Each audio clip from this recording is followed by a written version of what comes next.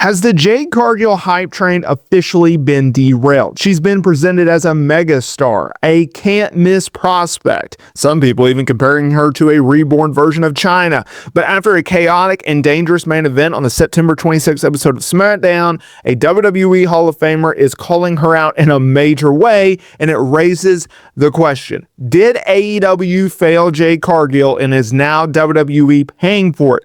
Today, we are going to be diving deep into Booker T's scathing critique of Jade Cargill's in-ring progression, the disastrous women's triple threat match between Tiffany Stratton, Nia Jax, and Jade Cargill that left Jade legitimately injured, and why WWE's biggest projects might be in serious trouble of flaming out. And all the haters, all the naysayers, all the doubters might actually be right after all.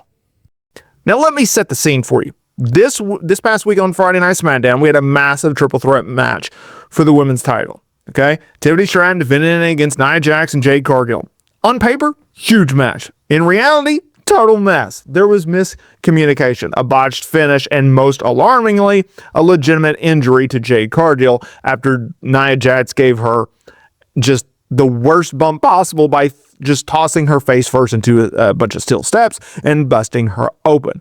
But the fallout didn't stop there. On his Hall of Fame podcast, two-time WWE Hall of Famer Booker T did not hold back. He analyzed the match and dropped a bombshell critique, not just on Jade, but her entire run in All Elite Wrestling. He said, you got Jade Cargill, who's pretty much fresh off her AEW run. I disagree with that. And just think about that time in AEW for her. She probably didn't learn a whole lot because, no disrespect or anything, but she was just put on a wing and she never really got the chance to really wrestle anybody. He continued, she probably didn't learn a lot. That is brutal. That's brutal comments from a legend like Booker T. He's essentially saying that Jade Cargill was racking up a 61-2 record and a 508-day title reign in AEW, yet she wasn't actually developing the fundamental skills needed to perform at the highest level in WWE, not there. And he's called out her being a raw piece of clay and even offered to train her himself just to fine-tune her work. Now that is troubling in itself. And that's a lot to break down there because in a lot of ways, he's right.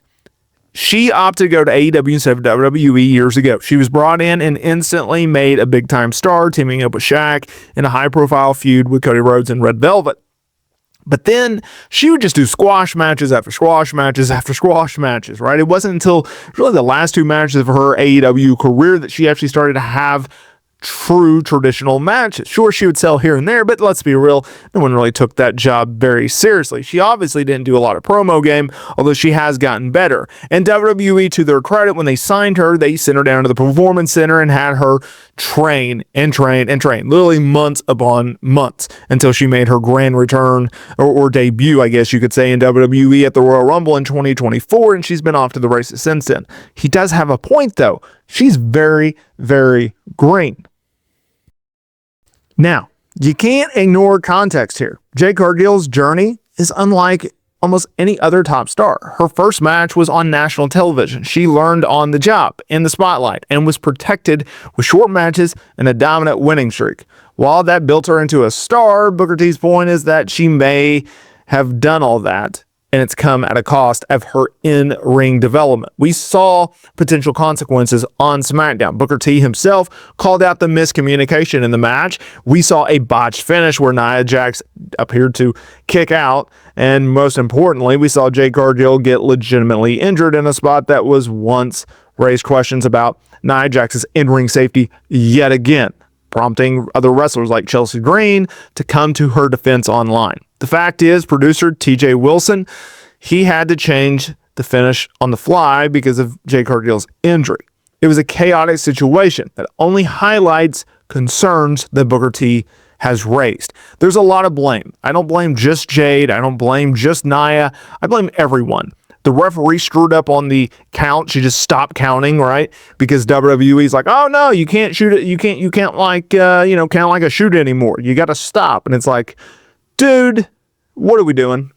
What are we doing?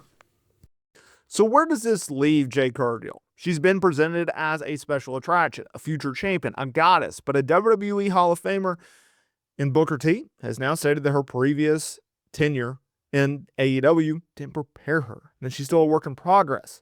That's a major call out. It puts a spotlight on Jade's development, and it raises the stakes for every single time she steps inside of the ring. Can she overcome the critique and prove that she has what it takes to be a top star in WWE, something in which they want her to be clearly? Or was Booker T right? Did her time in AEW create a star who isn't ready for the WWE main event scene? Let me know what you think. Was Booker T's assessment fair or straight out of line? Is Jade Cargill ready for the top spot, or does she need more time to develop? Drop your thoughts in the comments, and don't forget to like, subscribe, and hit that notification bell for more wrestling content. Thank you guys for changing my life, and I will see y'all in the next video.